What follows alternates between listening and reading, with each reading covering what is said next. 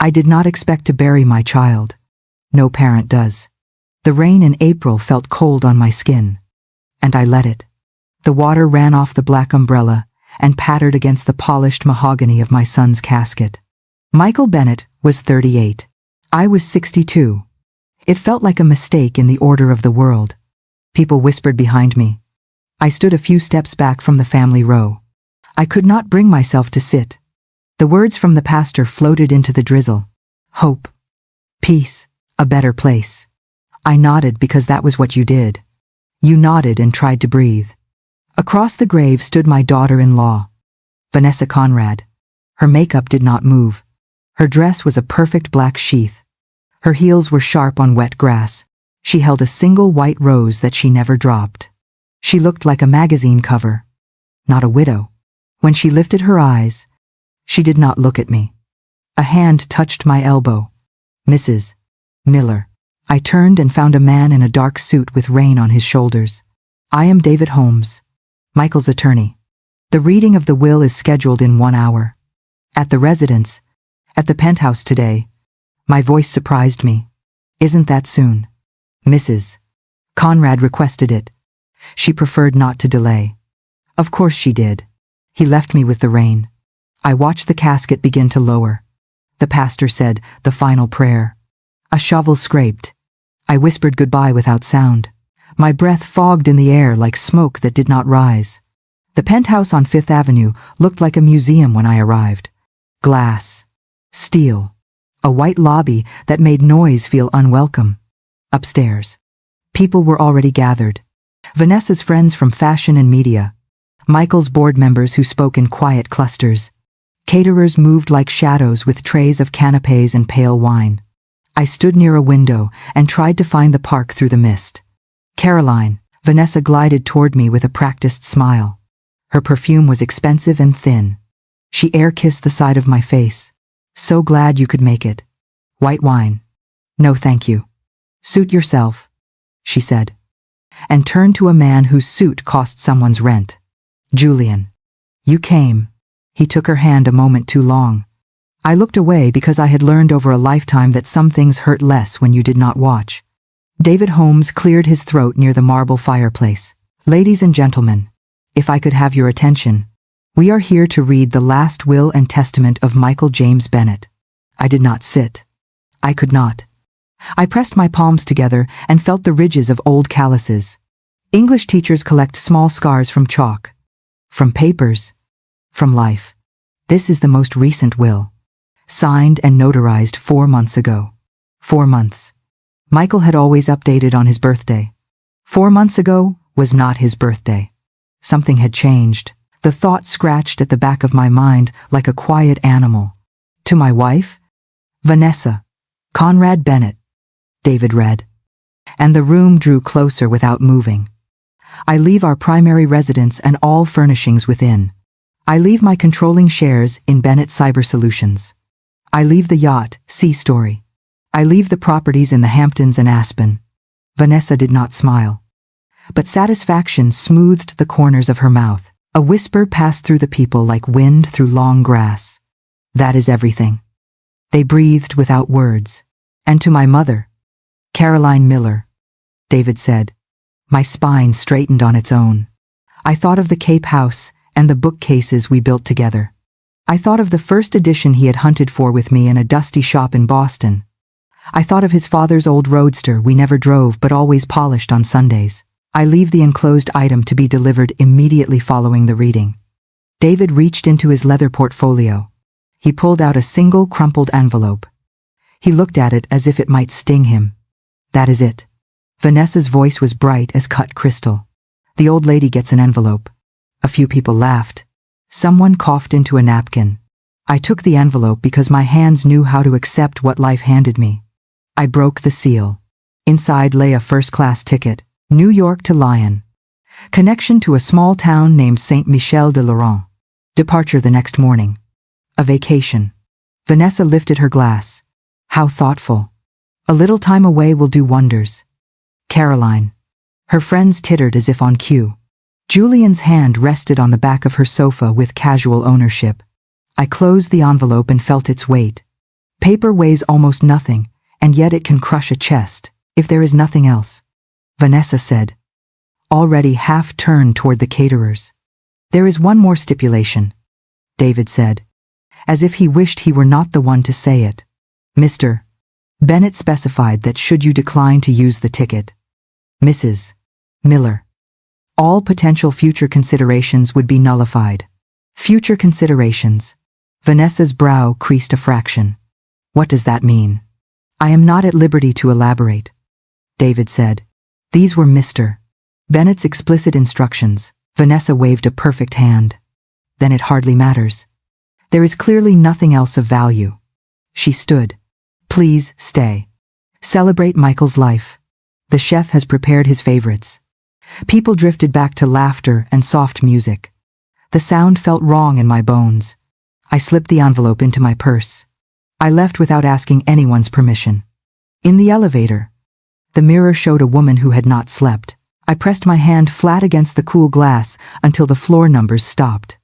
Back in my small apartment on the Upper West Side, I put the ticket on the kitchen table and sat across from it. The apartment held our history like a stubborn scent. Michael's height marks on the doorframe near the pantry. A ceramic fish he made in 3rd grade that still sat by the sink. I touched the edge of the paper and wondered if grief was making me foolish. Fly to France for no reason. Follow a breadcrumb from a son who had just left me. My phone buzzed with messages. Neighbors. Colleagues. I did not answer. I boiled water for tea and forgot to drink it. I walked to the window and watched the rain streak the glass into 100 soft lines. Michael had been careful all his life. He learned to sail and check the weather twice. He never left a light on in an empty room. He called me when he knew I would worry. He planned. If he had left me a ticket, there had to be a reason. I could hear him in my head the way I did when he was a boy, and we worked on puzzles. Trust me. Mom. One more piece.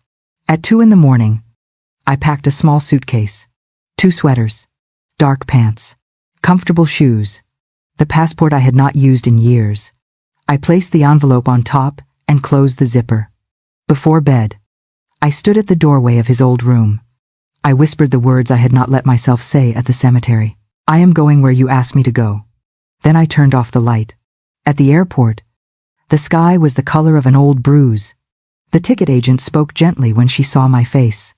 At the gate, I clutched my purse like a life vest and read the city name again. Lyon. Saint-Michel-de-Lorraine. I did not know what waited at the end of the line. I only knew I had a son who had asked me to go. I only knew I could not refuse him. Not this last time. The flight felt longer than any flight I had ever taken. Hours of gray clouds and recycled air. I sat pressed against the window, clutching the envelope like it might dissolve if I let go. People around me read magazines, watched movies, closed their eyes. I stared at the map on the small screen in front of me. A glowing line arched across the ocean, step by step carrying me further from everything familiar. When we landed in Lyon, the air felt different, wet, sharp, scented faintly with earth and smoke from distant chimneys. I dragged my suitcase through customs, my old French from college stumbling in my mouth when I answered questions. Saint-Michel-de-Lorraine. The name still meant nothing. It sounded like a storybook town, invented by someone else's imagination. The train station was crowded, noisy. I found the regional platform with the help of a kind woman who repeated herself until I understood. The train wound slowly out of the city. Buildings gave way to fields. Fields gave way to hills. Then mountains rose up like the bones of the earth. Snow clung to their tops, even though spring touched the valleys. Villages clung to slopes with church spires like needles pointing at heaven. I kept asking myself the same question. Why here? Why this place? What had Michael known that I did not? I pressed my palm against the window, feeling the cold through the glass, as if touch alone might let me hear his voice again. The train slowed into a small stone station. The sign read, Saint-Michel-de-Lorraine, in faded blue paint. Most of the passengers stepped off with purpose, their boots and coats heavy against the thin drizzle. I followed, dragging my suitcase, trying not to look lost. Then I saw him, An elderly man stood near the exit, holding a card with my name in elegant script, Mrs. Caroline Miller. His suit was pressed, his cap tilted neatly. Though his face was weathered by time, his eyes were the color of faded denim, bright, searching. When I approached, he studied me for a long moment. Then he said 5 words in careful English. Monsieur Pierre has been waiting. The sound of the name stopped my breath. Pierre. The syllables crashed through 40 years like a stone through glass. I had not spoken that name aloud in decades. I had buried it with youth, with a romance that ended in confusion and silence. Pierre Laurent, the boy in Paris who promised me forever. The boy I had believed dead after a motorcycle accident. The boy who never came to the cafe where I waited with shaking hands and a heart too full. I staggered back a step. The driver reached for my suitcase with steady hands. Madame? He said. He asked me to bring you. I could not speak. I could not even nod. I followed because my legs moved without permission. The car was an older Mercedes, polished so carefully it reflected the gray sky. The driver introduced himself as Marcel. He spoke little on the winding road out of the village. The silence felt heavy, like the inside of a church. I clutched the strap of my bag and forced words past the lump in my throat. Monsieur Laurent is alive. Yes. Marcel said simply, he is alive, and he wishes to see you. I turned to the window so he would not see the tears in my eyes. Trees blurred into green streaks. The road curved higher into the mountains. As we climbed, the land opened into terraces of vines. Rows stretched across the slopes like careful handwriting. Stone walls bordered each field, old and strong. Beyond them, a house rose into view. No, not a house. A fortress. A chateau built of golden stone, glowing even in the weak sun. Towers rose at each corner. Windows shone like eyes watching the valley. Marcel slowed the car. We are home, he said. The gates swung open on iron hinges. We passed gardens carved into the hillside, terraces heavy with roses not yet in bloom. The car stopped in a circular drive before massive oak doors. For a moment I could not move. My hands were locked together. Marcel opened my door. I stepped out, my shoes crunching on gravel, my heart beating too hard against my ribs. The doors opened. A figure stood framed in the shadow. Tall, silver hair instead of black, lines where once there had been smooth skin. But I knew him at once. Pierre Laurent, my Pierre, the boy I had loved at 20. Now a man of 64.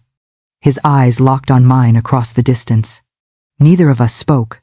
The years collapsed, and the silence between us carried everything we had lost.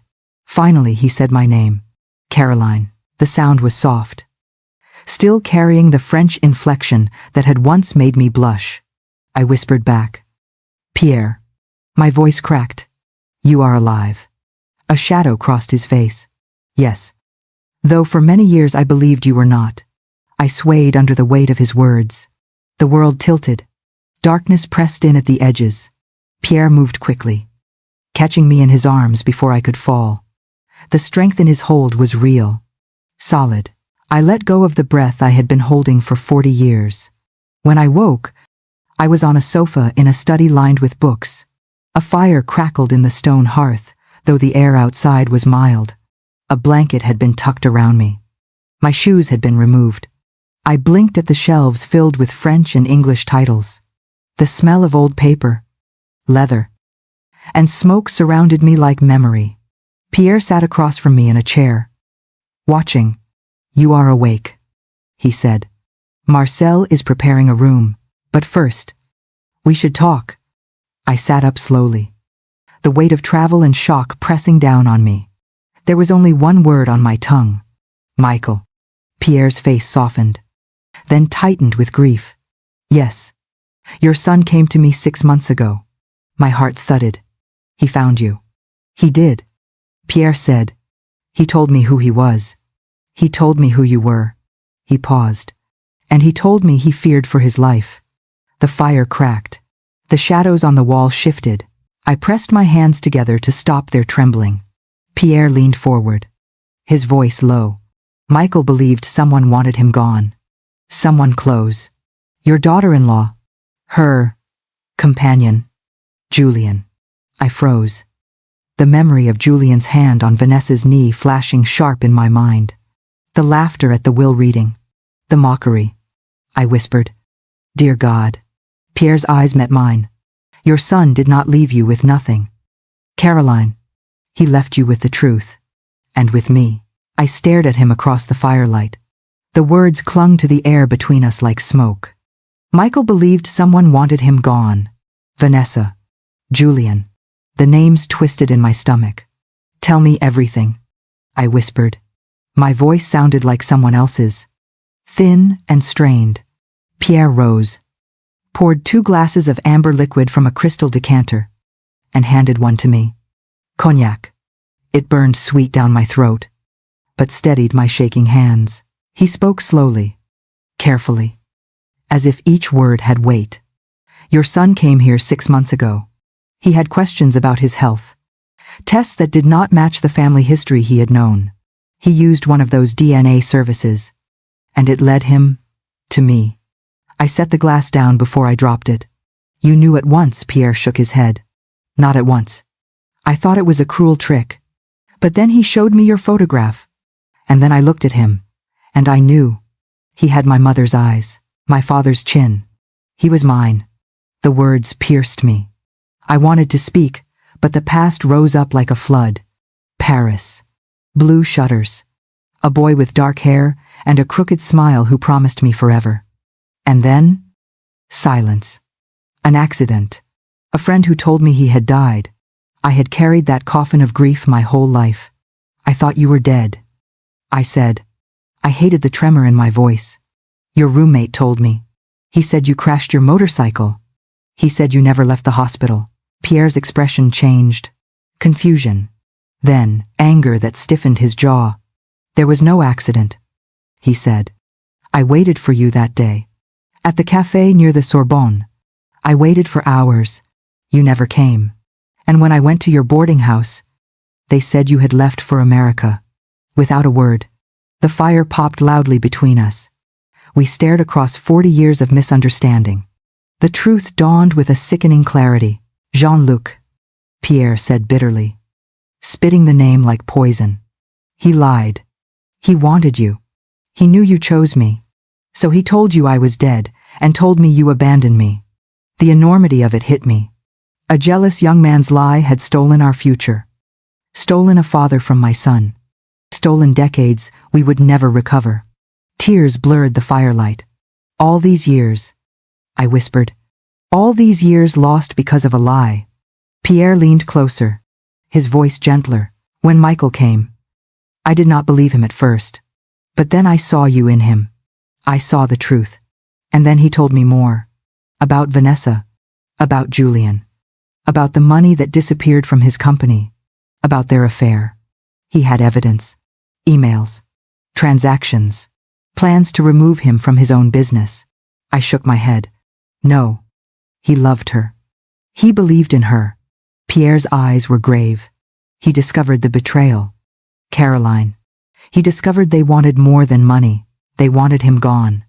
The word hung there. Gone. Murder. I pressed my hand against my chest to steady the rising panic. But the police said it was an accident. A boating accident. That he drank too much. That he fell.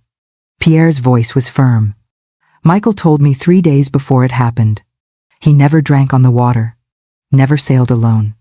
He knew they were watching him. He feared what might come next. The room swayed. The glass in my hand trembled until Pierre gently took it away. I whispered. You think they killed him? Pierre did not answer. He did not need to. We sat in silence until the fire died low. Finally, Pierre rose and crossed to his desk. He opened a drawer and pulled out a leather folder. Inside lay documents with Michael's signature. A will. A second will. This, Pierre said, was Michael's true plan. The public will you heard was a show. A decoy for Vanessa. But here is where he placed his real wealth. Investments she never knew about. Properties in his own name. Accounts offshore. A trust. Caroline. For you and for me. To guard together. I reached for the papers. My fingers brushing Michael's handwriting. My breath caught. The figures were staggering. More than I could comprehend. He had hidden it all. I kept it safe from her. From them? The ticket. I murmured. It was the key. Pierre nodded. He told me, if you used it, if you came to me, then the trust would activate. If you refused, everything would pass to her. He wanted to know if you still trusted him. One last time, I covered my mouth with both hands. Tears running hot and fast. My son had planned even for this. He had carried his secret alone. He had left me humiliation in public, but hope in private. A cruel gift, and yet the only one that mattered. Pierre watched me with something like sorrow and pride mixed. Your son was brilliant, he said softly. He created a trap for them, a spectacle for her pride, and a path for you. To me, I leaned back into the cushions, my heart aching with too much truth. Michael had found his father. Michael had carried the weight of betrayal.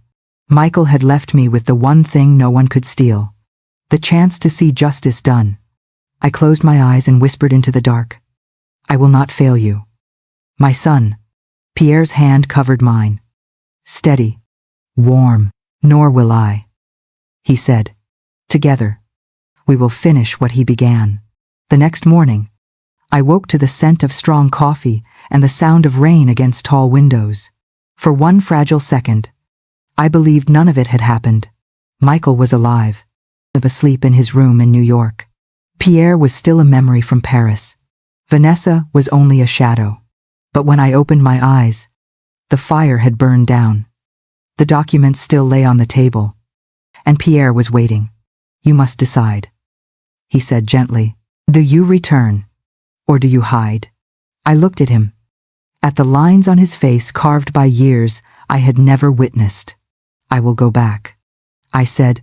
My son deserves justice, not silence. Marcel drove us to Lyon. From there, Pierre arranged a flight, not commercial, a smaller plane, private, with leather seats and windows that showed every tremor of the clouds. I sat across from him with the folder of Michael's papers clutched against my chest.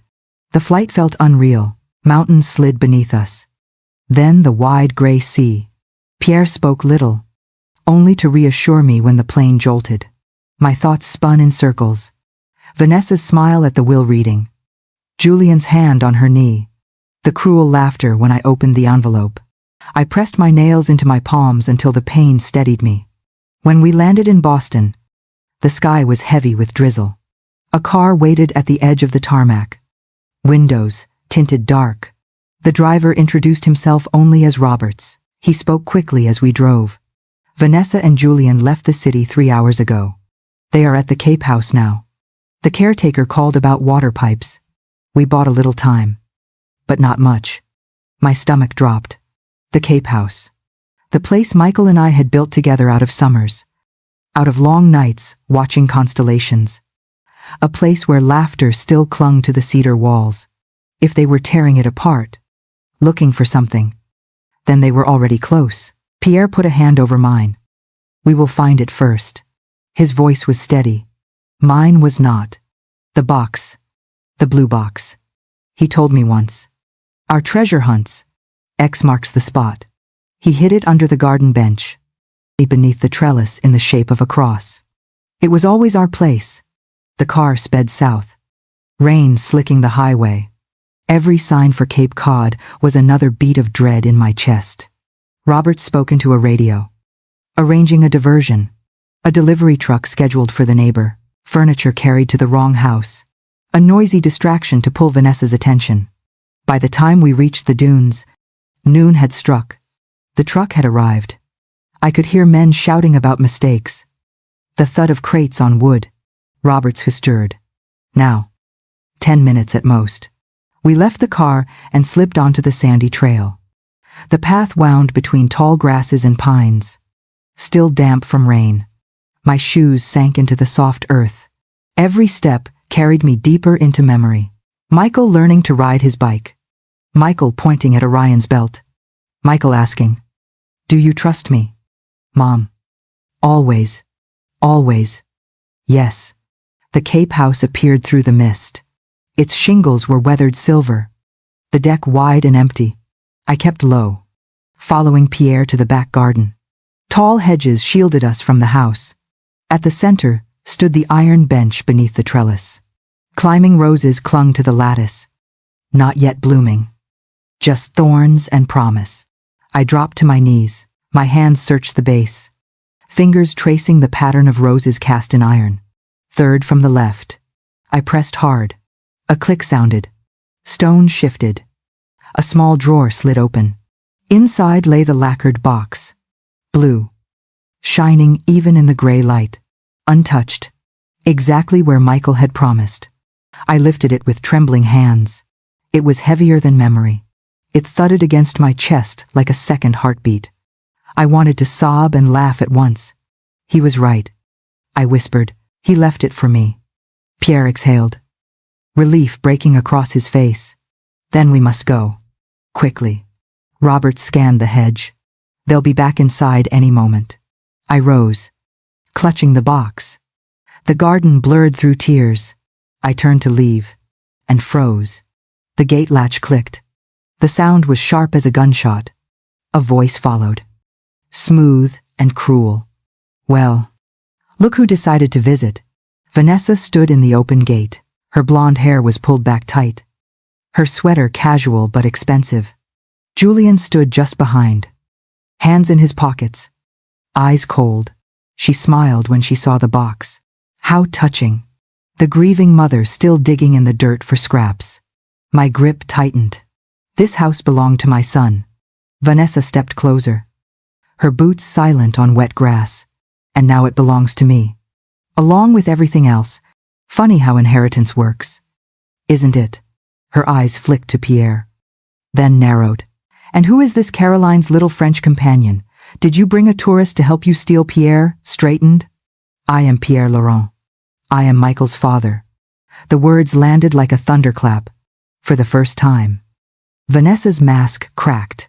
She blinked, her smile faltering. That's impossible. Michael's father died years ago.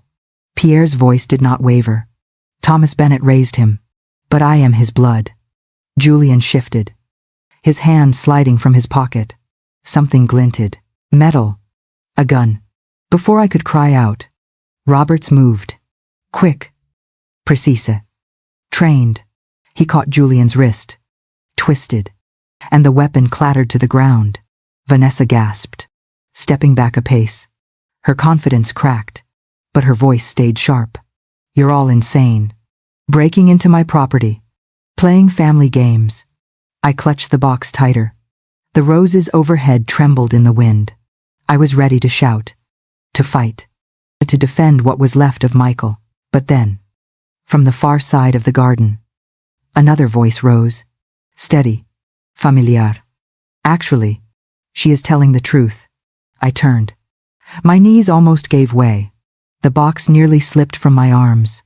There, standing in the garden arch, was Michael, alive, breathing, watching me with the same eyes I had mourned in the rain. Hello, Mom, he said softly. I'm sorry for the pain, but it was the only way. For one long second, the world stopped moving. The air froze in my lungs, the garden blurred, and all I could see was him. Michael. Alive. I whispered his name. Michael. The sound cracked in my throat. My vision swam. I wanted to reach out, but my arms were locked around the box. He stepped closer. His face was leaner, his eyes sharper, but it was him. My son. Vanessa gasped. No. That's impossible. You're dead. We buried you. Michael's smile was thin. Did you? Or did you bury a story you were eager to believe? Julian swore under his breath. His hand jerked toward the gun Roberts had already kicked away. Roberts moved fast, pressing him back against the hedge with silent force. Julian's face twisted in panic. Michael looked at Vanessa. I know what you did. I know about the accounts, the transfers, the affair. The plans you made with Julian to take my company and then my life. Vanessa's voice rose, shrill and hard. You can't prove anything. Michael nodded toward the blue lacquer box in my arms. Actually, I can. Every email, every financial record, every conversation you thought was private, it's all here. And it's all been copied. She froze. Her eyes darted to Julian, who was struggling against Robert's grip. Then she laughed. A brittle sound. Even if you have something, it's illegal. Recorded without consent. No court will accept it. Another voice answered from behind the hedge. We will. Agents stepped into the garden. Dark suits. Badges. Federal. One man. Tall and calm. Introduced himself with authority. Agent Donovan. FBI. We've been investigating your activities for months. Vanessa's face drained of color. Her shoulders stiffened. But her voice tried for control. This is absurd. You can't walk into my property with some fairy tale about hidden fathers and magic boxes. Agent Donovan's expression did not change. Your reaction is enough. But we have more than that. Your transfers offshore. Your emails with Julian. Your recorded conversations about removing your husband. It is more than enough for indictment. Julian spat curses as agents cuffed his wrists. Vanessa backed away. But two women agents closed in. Their hands firm on her arms. She twisted. Furious. This is all lies. Fabricated. He was supposed to be dead. Michael's voice cut sharp. I was. Because you needed me gone. Because you thought money mattered more than blood. Vanessa screamed his name. But it was not grief. It was rage at losing. I clutched the box tighter and watched the scene unravel like a nightmare reversed. The ones who had laughed at me, humiliated me, mocked me with champagne, they were the ones exposed now. Michael crossed the garden to me. His arms came around my shoulders. Steady. Strong. Alive. I'm sorry, Mom. I'm so sorry for the funeral. For the pain. But I had to vanish. I had to let them believe they won. It was the only way to catch them. I pulled back, my hands gripping his face. I touched his cheek, his jaw, his hair, just to prove he was real. You let me believe you were gone. Tears blurred my vision. I buried you. His voice cracked. I know. It nearly broke me. But if you had known the truth, you might have given it away. Vanessa would have seen it in your eyes. She would have run. Everything would have been lost. The agents led Vanessa and Julian away, their protests fading through the hedges. Only then did I feel the weight begin to lift from my chest. Michael was alive. Justice was beginning. Pierre stepped forward, his eyes never leaving our son. Yes, he said softly. Our son. Michael turned, surprise and something like recognition crossing his face. You told her, Pierre nodded. She knows. And she knows about us. Michael looked at me, his expression full of quiet apology. I should have told you sooner. I found him months ago. I wanted to wait for the right moment. But then Vanessa and Julian. He shook his head. I had no choice. I needed his help. And I needed you safe. I held his hand, trembling. All this time, you carried it alone. Yes, he whispered. But not anymore. The garden smelled of wet roses and rain. The iron bench. The trellis. The earth that had held our secret now bore witness to the truth. The son I thought I had lost forever was standing beside me. The man I had loved in Paris stood on his other side. And for the first time in 40 years, the three of us were together. Michael's grip tightened. There's still work to do. The company. The trust. The charges against them. But tonight we are together. And that is enough. I closed my eyes and let the truth wash over me. The humiliation at the will reading. The laughter. The loneliness. All of it had led here. To this garden. To this moment. Pierre put his hand on Michael's shoulder. Then on mine. His voice was steady, but full of emotion. Whatever happens next, we face it as a family. The fire of rage I had carried since the funeral softened into something else. Not peace yet. not forgiveness, but hope. And hope was more powerful than grief. When the garden emptied, silence fell heavy. The only sounds were the soft hiss of rain in the hedges and the faint clink of agents gathering evidence. Michael stood between Pierre and me, his arms still warm around my shoulders. I could not let go. I feared if I blinked, he might vanish again. Inside the Cape House, the air smelled of salt and cedar. The rooms were unchanged from summers long ago. The stone fireplace, the wide windows opening toward the water. But now, agents moved through each space, recording, cataloging, speaking into radios. Justice had entered my sanctuary, and I was grateful. Michael guided me to the sunroom overlooking the gray Atlantic. He pulled a chair close. Sit. Mom, you need to rest. I obeyed because my legs trembled. Pierre lingered near the doorway, watching us both with quiet intensity. I turned to my son. Tell me everything. No secrets now. Michael drew a long breath. His eyes darkened with memory. I discovered irregularities in the company's accounts 8 months ago. At first, I thought it was a mistake. But then I traced the transfers, shell companies, offshore accounts, all linked to Julian and Vanessa. My voice shook. He nodded. Bitter. She was part of it. At first, I couldn't believe it. I didn't want to. But then I hired investigators. They followed her. Photos. Meetings in hotels. Julian's hand on her waist. It was all there. Every truth I didn't want to see. My heart twisted. I remembered Vanessa's cold poise at the funeral. Her laughter at the reading of the will. She had played her part so well, all while planning his ruin. Michael continued. I went to the FBI. I couldn't fight them alone. We built a plan. The fake accident. The staged funeral. The decoy will. It was all part of trapping them. And I hated it. Mom, I hated letting you believe I was dead. But I had no choice. If you had known, you might have shown it. She would have seen through you. Tears blurred my sight again. I reached for his hand. I thought I lost you.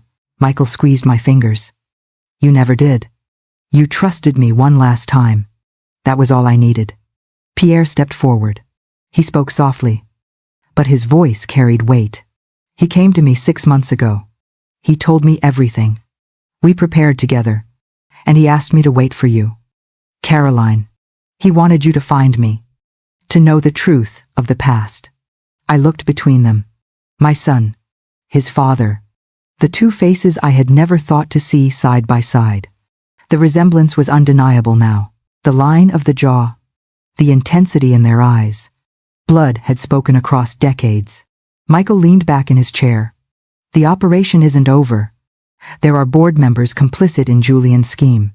Investors who turned blind eyes. The FBI will root them out. But what matters most is you. I needed to keep you safe. That's why I gave you the ticket. I held the blue box against my lap, tracing its smooth surface. It was our secret. Wasn't it, the treasure hunts? X marks the spot. You knew I would understand. He smiled faintly. Yes. It was the only clue I trusted you to follow. Agent Donovan entered the sunroom. He nodded politely before speaking. Mrs. Miller. Mr. Laurent. Michael. We will need your full cooperation in the coming weeks. Vanessa and Julian are in custody, but the case will expand. Your testimony will be vital. Michael's shoulders squared. I'll do whatever it takes. They will not walk free. The agent's gaze softened when it turned to me. I know this has been traumatic, but I want to assure you, without you trusting the plan, we could not have succeeded. Your courage made this possible. I swallowed hard, unable to answer. Courage was not what I had felt. I had felt broken, humiliated, discarded. Yet somehow, my son had turned that into the very weapon that destroyed them. When Donovan left, the house quieted again. Michael leaned forward, his voice gentle. There's more I want you to see. He opened the box. Inside were drives, papers, recordings, but beneath them lay an envelope. My name on the front. in his handwriting. "Read it," he urged. I broke the seal with trembling fingers. The letter began simply, "My dearest Mom, if you are holding this, then I am gone, or so the world believes. But if you followed my request, you have found Pierre, and you have found the truth." I read every line in silence, my tears smudging the ink. He had explained everything. His love for me, his regret for the deception, his hope that one day I might forgive. By the time I folded the letter, my chest felt split open. Michael's hand covered mine again. "I wanted you to know, even when I was gone, I was still with you. Always." Pierre's voice broke the silence. "He is remarkable. He carries both of us within him." His eyes met mine, and for a moment, the years between us disappeared. I remembered the boy who had promised forever, and I wondered if perhaps forever had been delayed, not denied. The sun broke through the clouds at last, spilling pale light across the water. The garden outside shimmered with rain. For the first time since the funeral, I felt air fill my lungs without weight. Michael spoke again, his voice firm. "We are not done. But tonight, we rest. We eat. We remember who we are. And tomorrow, we begin again." I looked at him, at Pierre, at the home that had once held only memory. Now it held life again, hope again, family again. And for the first time in weeks, I whispered words I believed. "We are going to be all right." That night, the Cape House felt both familiar and strange. Agents had left. The rooms were quiet. Only the sound of the ocean reached through the windows. Michael had fallen asleep upstairs, exhaustion finally pulling him under. Pierre and I sat at the kitchen table, a pot of coffee cooling between us. For years I had imagined conversations with Pierre.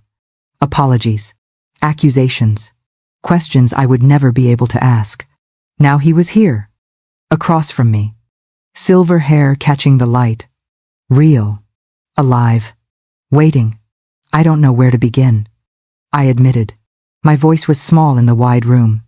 Pierre leaned forward, his hands folded. "Begin anywhere. We have time now." I stared at the steam rising faintly from my cup. When I left Paris, I was 20, pregnant, terrified. Jean-Luc told me you were dead. I thought I had no choice. I married Thomas. He was kind. He loved Michael as his own. But every day, I wondered what had become of you. Pierre's jaw tightened, but his eyes were soft. "And I wondered why you had left without a word. I thought I meant nothing. It nearly destroyed me. I buried myself in work, in restoring the vineyard, in trying to forget. But forgetting was impossible. The silence between us was heavy, but not hostile. It carried grief, but also something tender. We had been young, deceived, torn apart by lies. Now age had tempered us, but the wound still ached. I lifted my gaze. Thomas was a good man. He gave Michael stability. He never questioned his place as father. I owe him more than I can say. Pierre nodded, and I am grateful to him. Even if I never knew him, he raised our son with love. That matters most. The word "our" struck me like a bell. Our son. I had never spoken it before, but it was true. The next morning, sunlight spilled through the windows. I woke to the smell of pancakes. Michael stood at the stove, smiling faintly when I entered. First morning at the Cape. Mom always makes these. So I thought I would try. My throat tightened. "You remembered." "Of course." Pierre joined us, his presence filling the kitchen as naturally as if he had always been there. The three of us sat with plates of pancakes and mugs of coffee. I watched them side by side, the same tilt of their heads, the same thoughtful pause before they spoke. I wondered how I had missed the resemblance for so long. Michael looked at us both. "I don't want to lose more time. We've already lost decades we can't get back. But we can start now." His words cut through me. Lost decades. 40 years stolen by one jealous lie. And yet, here we were. I reached across the table, laying my hand over his. "We start now," I said, Pierre placed his hand over ours. His grip was firm, steady. Yes. Now. Later that day, we walked along the beach. The tide was low. The air sharp with salt. Michael skipped stones, just as he had as a boy. Pierre and I trailed behind. You see him? Pierre said quietly.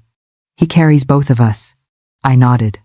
He has your drive, your fire, but he has my patience, too.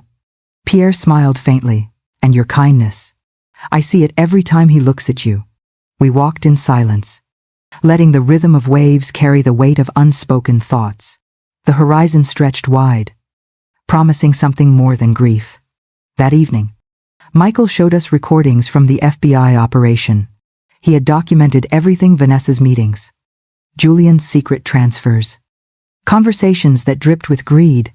Each clip was another knife in my chest, but also another stone laid in the foundation of justice. They can't escape this, Michael said firmly. This time, the truth is stronger than their lies. I believed him. But as I watched, I also saw the toll it had taken. His shoulders heavier, his smile rarer. He had carried this burden alone for too long. Afterward, when he stepped out to call Agent Donovan, Pierre turned to me. He needs us now. Not just as witnesses, not just as part of an operation. He needs his family. I nodded. Tears stung my eyes. Yes, and we will not fail him. That night, I stood by the window in my old room. The same view of the dunes, the same stars above. But everything had changed. Michael was alive. Pierre was here. And for the first time in weeks, I felt something close to peace.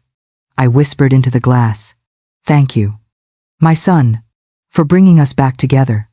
The house creaked softly in the night wind. It sounded like an answer. For a few days, the Cape House became a strange kind of refuge. Michael worked with the FBI. Long calls on secure lines. Pierre walked the property with Roberts, checking locks, watching the perimeter. I cooked, cleaned, tried to pretend we were just a family again. But tension never left the air. We were waiting for the storm to break. One gray morning, the storm arrived. Roberts came into the sunroom, his face grim. "They're here." Michael set his phone down. Vanessa and Julian Roberts nodded. "They made bail last night. Now they've come to finish what they started." My chest tightened. "They can't touch us." "The FBI," Michael shook his head. "The FBI can't be everywhere. Vanessa is desperate. Desperation is dangerous." We moved quickly. Pierre led me to the study, closing the door. His hand was warm on my shoulder. "Stay here. Whatever happens, don't open the door until I come." I wanted to argue, but Michael's voice cut through. "Listen to him. Mom, please." The minutes stretched. Then glass shattered in the front of the house. Voices rose. Vanessa's sharp, furious. Julian's low, menacing. They were inside. From behind the study door, I heard them. "Where is it?" "Michael. The box. The money. The evidence. You'll never find it." Michael answered, his tone calm but edged. Vanessa's laughter was brittle. "Oh, my love, you think you're clever, but I know you. You can't keep secrets from me." I pressed my hands to my ears, but I couldn't block it out. Pierre's voice joined, steady and cutting. "Leave now, before you make this worse." Julian snarled something I couldn't catch. Then a heavy thud shook the floor. I couldn't stay still. I opened the door, a crack. The scene in the hallway made my blood run cold. Michael stood against the wall, his arm raised to block Julian's swing. Vanessa hovered nearby, her eyes wild, clutching a knife taken from my kitchen. Pierre stood between them, calm but fierce, his presence filling the corridor. "Enough," he said. His voice was iron. "You've taken enough from this family. You will not take more." Vanessa's hand shook on the knife. Her mascara streaked down her cheeks, her perfect composure gone. "You think you've won, but you don't understand. Without Michael's shares, without his silence, everything falls apart. I can't let that happen." Michael stepped forward. His eyes locked on hers. You already lost. Vanessa, the FBI has everything. This is over. She screamed and lunged. I cried out. But Pierre moved faster than I believed possible. He caught her wrist, twisting the knife from her hand. It clattered to the floor. Julian charged. But Roberts was suddenly there, driving him back, pinning him against the wall with brutal efficiency. Vanessa struggled. But Pierre held her, his strength unshaken by age. Her fury collapsed into sobs, curses tumbling from her lips. You ruined everything. Everything. Michael's face was pale, but his voice was steady. No. Vanessa, you ruined yourself. Blue lights flashed through the windows. FBI agents stormed in, weapons drawn, voices commanding. In moments, Vanessa and Julian were restrained, their last desperate attempt finished. The agents thanked Roberts, checked Pierre's arm, then turned to Michael. We'll take it from here. As they led Vanessa out, she twisted to glare at me. Her eyes burned with hatred. You were nothing. A bitter old woman. He left you with scraps. You don't deserve any of this. Her words sliced deep. But I stood tall. I deserve the truth. And now the truth has caught you. The door slammed behind her. The house was quiet again. I sank onto the bench in the hallway. Shaking, Michael knelt beside me, his hand covering mine. I'm sorry you had to see that. I shook my head. I needed to. I needed to see the end. Pierre stood above us, his breath heavy, but his eyes steady. We faced them, together, and we prevailed. The three of us stayed there for a long moment, bound by more than blood, bound by survival, by justice. Later, as the agents drove Vanessa and Julian away for the last time, Michael led us back to the garden. The roses trembled in the wind. The trellis cast long shadows. He looked at me, then at Pierre. It's over now. For good. I touched his cheek, memorizing the warmth of life beneath my hand. Yes, I said softly. It's over. But deep inside, I knew this was also a beginning. The Cape House felt different after they were gone. The walls no longer echoed with fear. The garden no longer felt haunted. But the silence that followed was heavy, almost unreal. For days, the FBI remained in touch, tying loose ends. Amanda and Julian's arrest made headlines. Though their names became curses in the news, people whispered about betrayal, greed, and the shock of a staged death. But no one knew the full story yet. No one knew that my son was alive. Michael stayed hidden, working with Donovan, preparing for the day he would return. Each night, he paced the deck, staring out over the water, weighing his next steps. Pierre often joined him. Two silhouettes against the sea. I watched them from the kitchen window, marveling at how alike they were. Two men who had missed decades but somehow carried the same posture, the same stubborn determination. One evening, Michael turned to me. They want to announce it next week. The truth, that I'm alive. They'll call it a federal operation, a part of the investigation. Are you ready for that? Ready? The word twisted in my chest. I had mourned him, buried him, cried until my body ached, and now I would stand beside him as he rose from death in the eyes of the world. I'll stand with you, I said. I always will. The press conference was surreal. Cameras flashed. Reporters shouted questions that blurred into one another. Agent Donovan explained carefully, using the words undercover and protection, explaining that Michael's staged death had been necessary to expose crimes within his company. Michael stood tall beside him, every inch the CEO he had once been, but heavier now with experience, betrayal, and survival. I watched from a side room, Pierre at my side. When Michael finally stepped to the microphone, the room erupted. "Are you really alive?" one reporter cried. "Was the accident faked?" another shouted. Michael raised a hand. His voice was calm. "Yes, I am alive. And I am here because justice matters more than wealth, more than power." More than appearances. I trusted the wrong people. But I also trusted the right ones. And that trust saved me. I felt tears sting my eyes again. The world had seen him as gone. But here he was alive, fighting, refusing to bow to betrayal. The boy I had raised, the man he had become. When the conference ended, we slipped out a side door.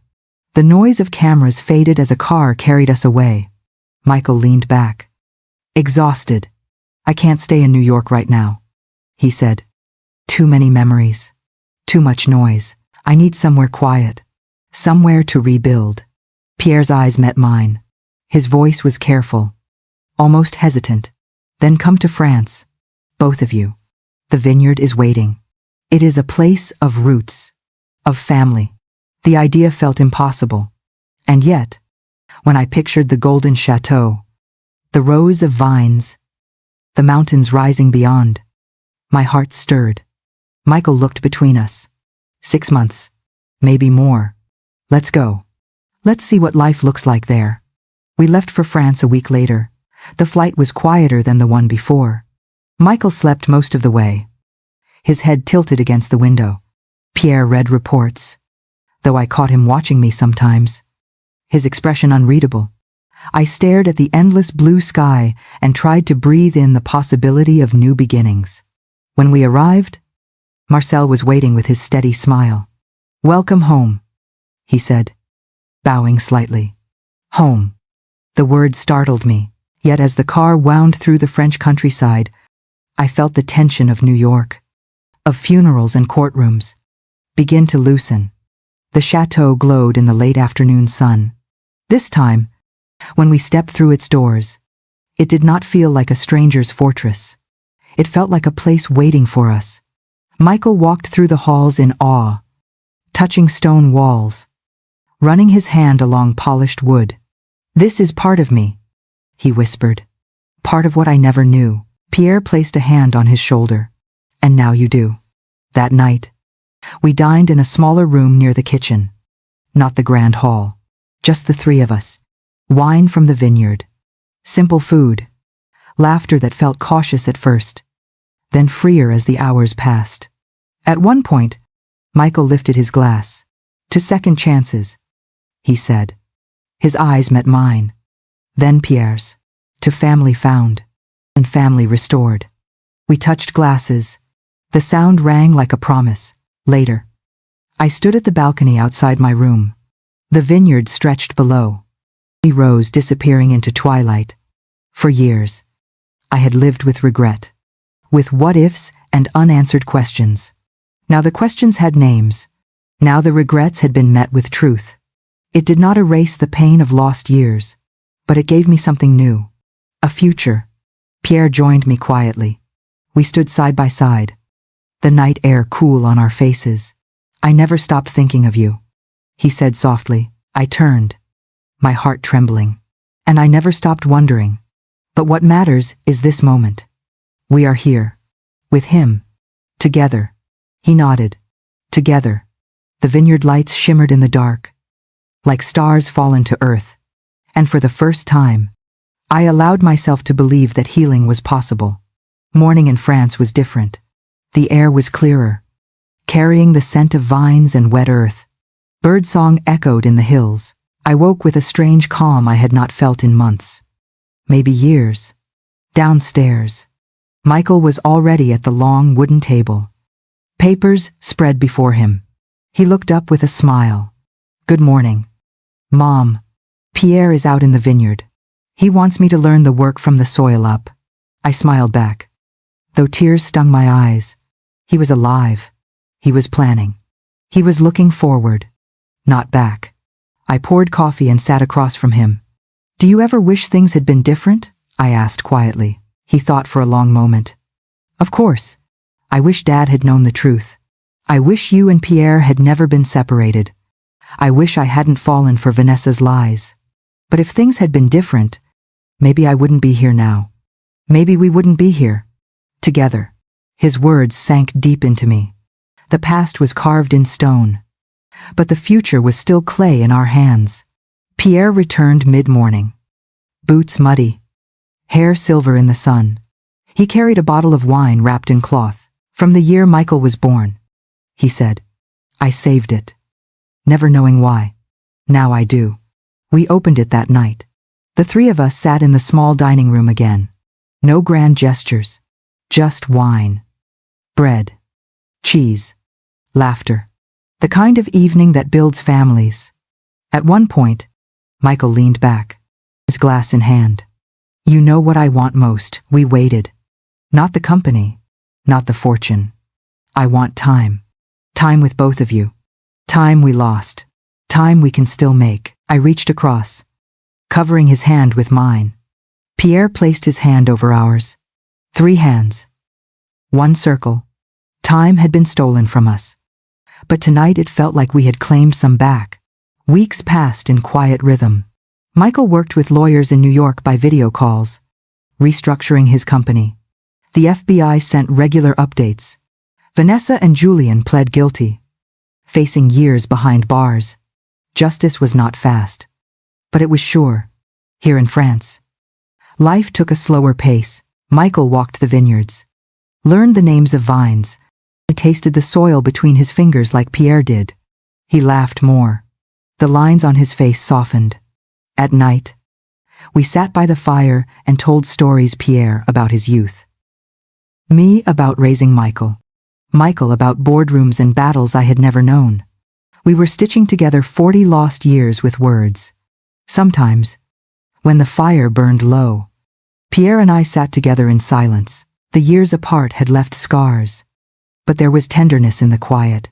One evening he said, I don't expect you to love me as you did when we were young, but I hope we can find something real now. In the years we have left, I looked at him. At the man time had shaped. I think we already have, I said softly. One crisp morning, we walked the vineyard as harvest began. Workers filled baskets with grapes. Voices rising in song. Michael walked ahead. Tall, alive, strong. Pierre reached for my hand. His fingers were rough, warm. I let mine rest in his. This is what Michael wanted. Pierre said, not only justice, not only truth, but family? For us to find each other again. I nodded, my throat too tight for words. That night, I wrote in my journal. I wrote about the funeral in the rain, about the humiliation at the will reading, about the envelope, the ticket, the journey across the ocean. I wrote about the lies that had separated me from Pierre, about the betrayal that nearly cost me my son. And then I wrote about the truth, the vineyard, the dinner table, the laughter, the healing. For the first time in a long time, I ended a page with hope. Months later, Michael stood before cameras again. This time in Paris, not to reveal survival, not to fight betrayal, but to announce a partnership. Bennett Cyber Solutions, he said, will expand into Europe, headquartered right here in the Laurent vineyard. This is not only business, this is legacy. A bridge between past and future. I stood at the back, Pierre at my side. The applause was thunderous. Michael caught my eye and smiled. The smile of a boy who had once handed me a ticket and asked me to trust. I had, and that trust had brought us here. That night, we raised glasses again. To Michael. Pierre said, to truth. I added. Michael lifted his glass higher.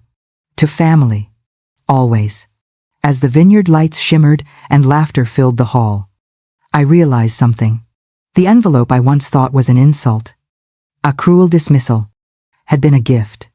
A ticket not just to France, but to truth, to reconciliation, to a second chance at love, to a future I had never dared to imagine.